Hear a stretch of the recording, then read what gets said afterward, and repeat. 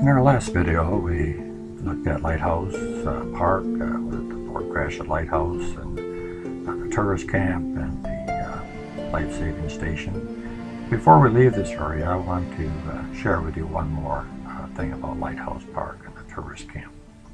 One of the reasons that this place was so popular is a lot of the tourists that stayed here enjoyed fishing. And just north of the tourist camp, there was Smith's boat livery.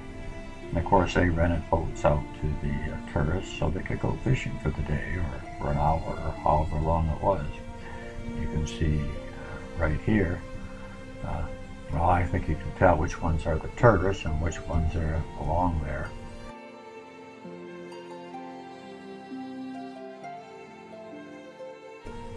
On this chart here, you can see that they could rent the boat by the hour, by the day, but they had to leave a deposit of $3 to $10.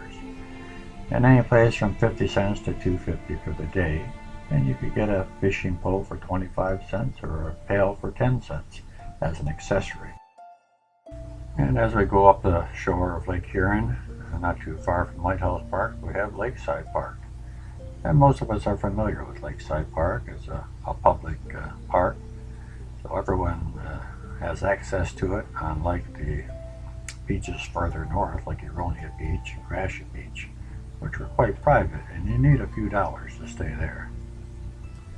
But this isn't the lakeside that I remember. The one I remember didn't have a parking lot out front. It had like a horseshoe driveway that you could drive right up to the beach and park right up along the beach. You angle park along there. And it was very convenient. One of the things that doesn't change is the view. You always have a view of the ships going out into the lake. Of course, 100 years ago, those ships may have looked a little different. This one looks like it has 5 masts. And the bathing attire is a little different.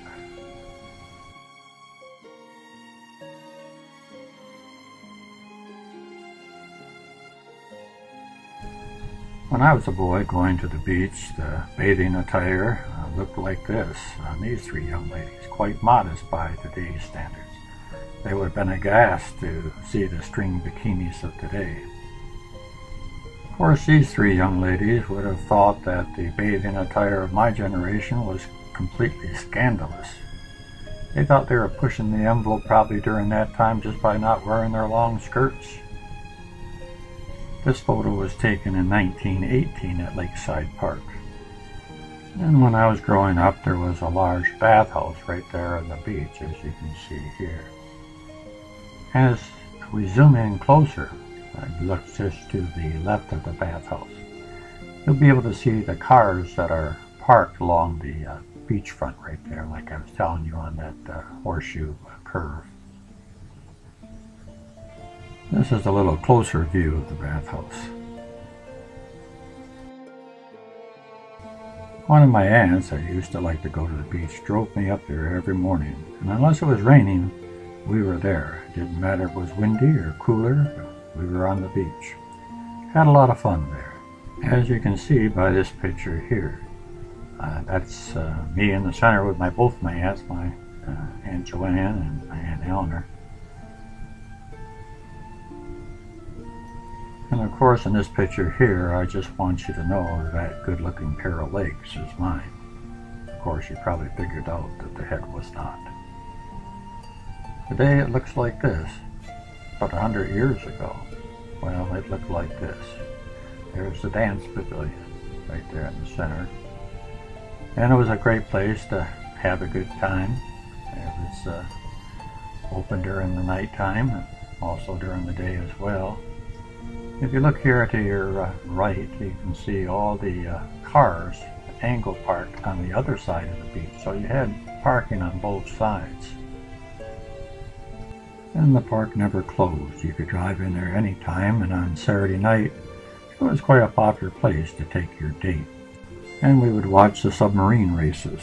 For those of you that don't know what that is, it's a time when you and your date could have a very intellectual conversation about the day's events. And sometimes the conversation got so heated that the windows fogged up, and every once in a while the police would stop by just to make sure you were all right. Of course, my memory isn't what it used to be, so I could be wrong about that. During the time period of this postcard, there was also some very nice beach resorts just north of Lakeside Park. As you can see from this old map, you see the Iononia Beach right there, and then right above it you see the Gratiot Beach. The fine tradition of lazing away summer days at Port Huron began in the early 1880s, at least as early as 1883, when local developers built this new resort called Iononia Beach. These folks here look like they might be waiting for a streetcar because Port Huron ran a streetcar system all the way from the St. Clair Tunnel Depot all the way into the beaches, whether it be Iononia or Gratiot, further up to Kiwad, where the Gratiot Inn was, and earlier the Kiwad Park. I think you can tell from this picture here that they didn't want any uninvited guests. Iononia Beach consisted of modest single-story wooden cottages built one next to the other under the cottonwood trees. From the front porch one stepped down directly onto the wooden walkway that led a short distance over the sand to the beach. Drinking water came from the lake, pumped in the early years by a hot air engine. Iononia residents took their meals at the Iononia Dining Hall and found entertainment in the evenings at the Pavilion on the grounds, in addition to the pastime of just strolling along the sidewalk in the evening and pay calls on the neighbors. Iononia Beach was the idea of Marcus Young. He was a local businessman in town. He got the idea going and then spent the rest of his life managing the resort and promoting it to prospective renters in great cities of the Midwest. His marketing efforts succeeded most spectacularly in St. Louis, Cincinnati, and Detroit, among prosperous families only too happy to escape the stifling heat back home, to indulge in the new 19th century fashion of taking a summer vacation, which for them meant lolling away the summers along the cool waters of beautiful Lake Huron. Mr. Young's efforts so transformed the northern edge of town that, at his death in 1913, the Port Huron Times-Herald dubbed him the man who made Port Huron resorts, and noted he gave his time, effort, and money to build one of the greatest summer colonies in Michigan.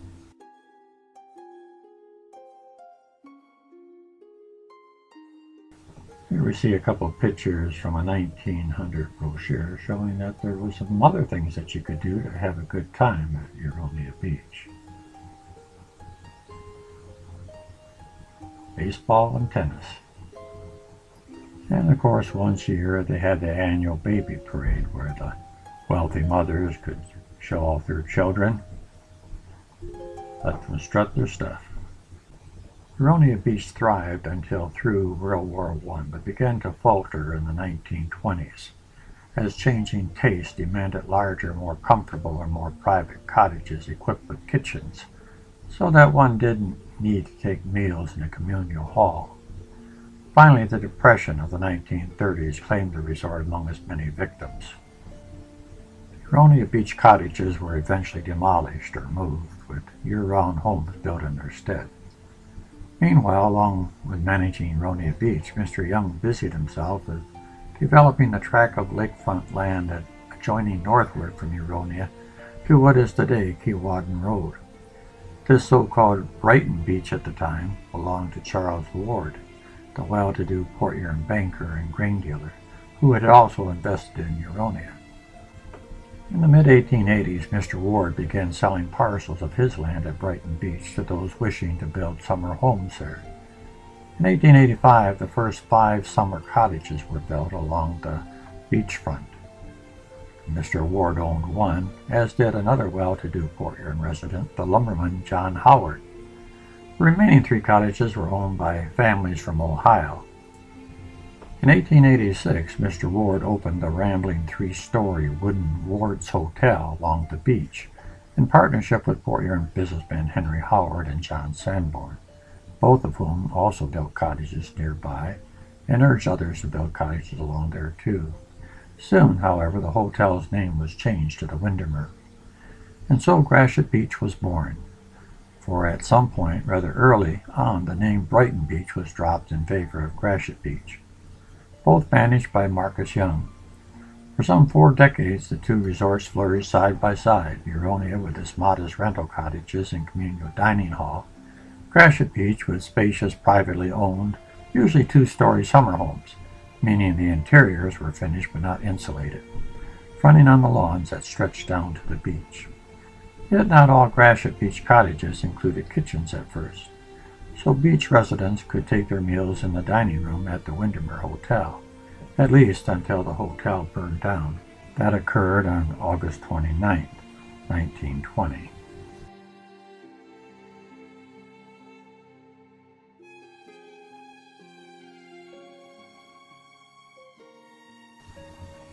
Here we see some cottages from Gratiot Beach featured in this brochure from the year 1900. I have a hard time thinking of these as cottages. They just look like a full-size home. Windermere Hotel was located just north of Craft Road. The entrance would have been right across from Watson Street. But before the fire, it was a grand hotel. I think this first picture here probably was at the beginning and probably was still the Ward Hotel.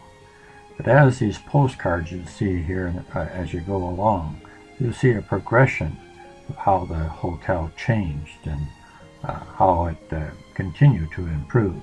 Notice in this picture there's no longer sand in front, but now there's grass and paths that are cut in there and going along the front.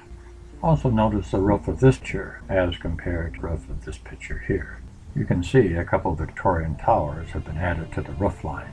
Jay West, a Michigan native who had migrated to Arkansas to work as a railroad executive, visited the Windermere in 1890 and became enamored with it. He bought the hotel the next year and expanded it from 16 to 75 suites. You can notice some different coloring for the different shots of the Windermere. Color photography wasn't in existence then, and of course the photographers that took the postcard pictures colored the pictures themselves, so whatever looked good to them, that's what they did. I think most of them were fairly accurate. And it was just as elegant on the inside as it was on the outside. Here we have the ballroom. And of course no ballroom would be complete without entertainment. And they were entertained by the McCandless Orchestra. This was a local group, and when they weren't playing here, they were playing at the dance pavilion at Lakeside Park. In many of these pictures, you always see a group of folks out on the porch. I often wondered if these people were family or if they were just strangers that got together for the photograph. I don't know if it was a rule you couldn't show your teeth at the Windermere in the picture, or if these folks are just that serious. It seemed like they congregated together no matter where they were. Here they are taking a little dip on a warm day. And when they got bored playing in the water and the sand, there was another place close by that they certainly would not get bored, and that was Kiwad Park. It was only a mile up the road. They could have walked, but being the wealthy people they are, I'm sure they probably just hopped on the streetcar and went that 1 mile on there. Just beyond the streetcar, you can see the entrance to Kiwad Park. It was an impressive entrance, and here we see that one of the things that brought the people was being able to see moving pictures with illustrated sound. Here's another photo of the entrance. If you look to the right there, it looks like Howard Furniture is doing a little advertising. Here's an advertisement for the Kiwad Park. Courtyard's White City, roller coaster, dancing, roller skating, bathing, fishing, bowling alley, shooting gallery, and many other attractions. See the new $10,000 merry-go-round. Don't fail to visit the laughing parlors, the funniest things on the ground. Free admission to the park. Here are some folks having fun on that roller coaster. So what's the big deal about advertising a merry-go-round? I mean, after all, merry-go-rounds are pretty common, right? We see them in the malls all the time. But back in the late 1800s, early 1900s, merry-go-rounds in the United States were fairly new. The first one wasn't even seen until the 1840s. And back in that time period, each horse or animal was hand-carved. They were works of art. Where else could little Johnny ride a horse that galloped just like a real horse and didn't have to worry about falling off, because no matter how fast the horse went, Mother was right there keeping up beside him. And if you were really brave, you could ride the exotic tiger.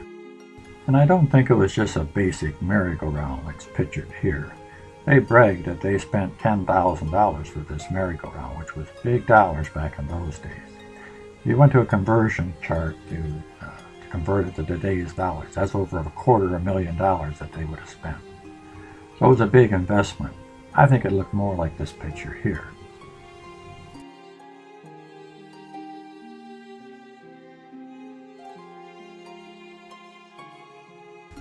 This lady looked like she's riding a cow. But the ride everyone looked forward to on a hot day was the ride called Shoot the Chutes. This was a popular ride all over the country.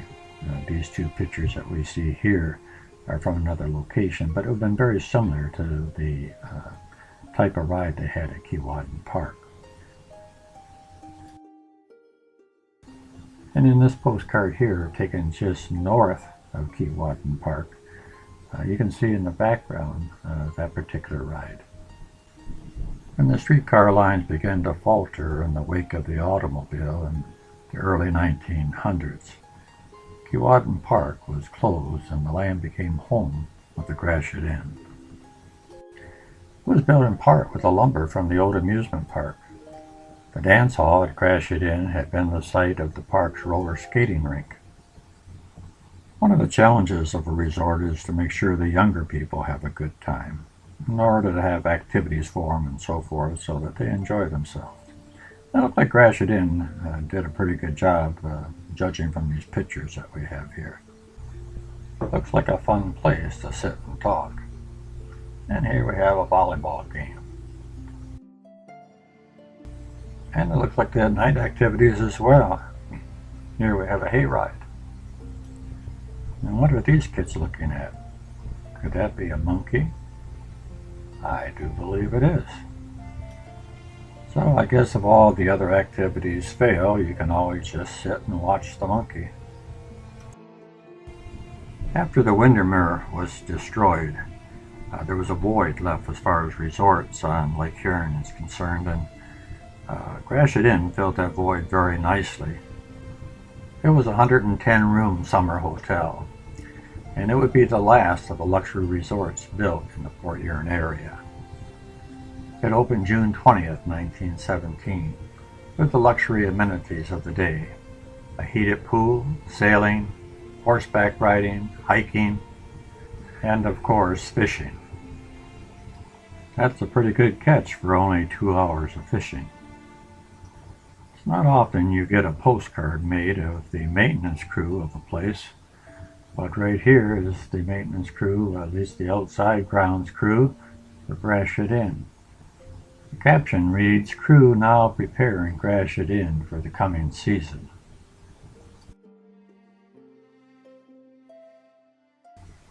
Now this is my kind of relaxation, just sitting back and being serenaded. Yes, these were the lazy days of summer for those who could afford the accommodations.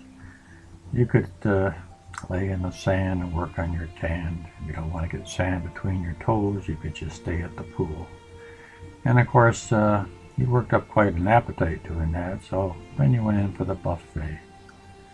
These same dishes that served on the buffet were sold off at auction in 1969 when Gratiot Inn closed her doors for good. The new owners tore down part of the hotel and turned the remainder into 32 apartments. And then later on they were turned into condos. This is what it looks like today, at least. In 2009 it did. Port Huron had two wonderful landmarks, both of them at Kiwad and Gratiot. Kiwad Park and Gratiot Inn. and folks that lived during that time period. We'll never forget them. Now this is as far north as we're going to go along the shoreline. And I think now we'll go back to Port Huron, maybe around the Pine Grove area, and head north inland and see what we find there.